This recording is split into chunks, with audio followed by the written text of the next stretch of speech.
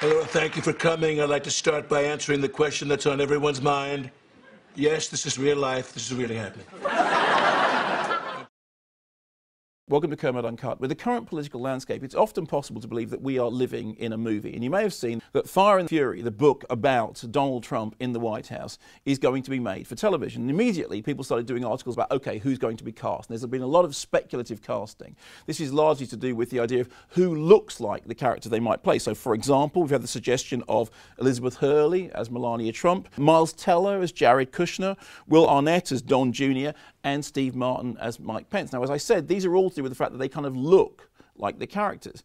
Now, when Trump was first running his election campaign and then coming to power, a lot of people were making cinematic jokes about his ascent to power. So people were talking about Stephen King's The Dead Zone, and people were talking about John Carpenter's They Live. But it does seem very likely that we are actually going to get a Trump movie. I mean, every day you turn on the internet, and whether you like Trump or don't like him, the fact is he's fantastically newsworthy, and the twists and turns of his story are really, well, they're kind of stranger than fiction. So here's my question to you.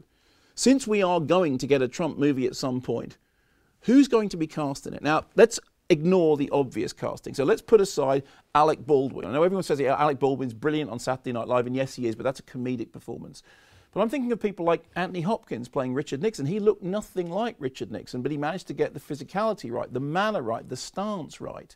If you look back at Dennis Quaid playing Bill Clinton in Special Relationship, I mean, again, there's not that much physical similarity, but he gets the voice completely right. What about somebody like Billy Bob Thornton, who did such a great job of playing the American president in Love Actually, a film which I continue to defend? Then again, from the Saturday Night Live stable, you have Melissa McCarthy doing the definitive Sean Spicer. Looked nothing like him, but absolutely got that kind of barely concealed rage down pat.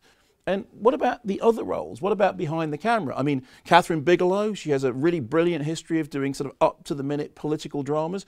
Or Jordan Peele, who did such a great job with Get Out, which absolutely skewered modern America. And what about screenwriting? Abby Morgan, she wrote The Iron Lady. I know not everyone loves The Iron Lady, but it does somehow manage to get under the skin of Margaret Thatcher. I mean, how about that? Or Peter Morgan, who seems to be the person whom everybody turns. So here's what I want. Writer, director, and the three main actors. Give me your choice for Trump the movie and its casting. Because make no mistake about this, it is going to happen. Sooner or later, we're going to get the Trump movie. And it'd be very nice to have the jump on the people who are actually making it.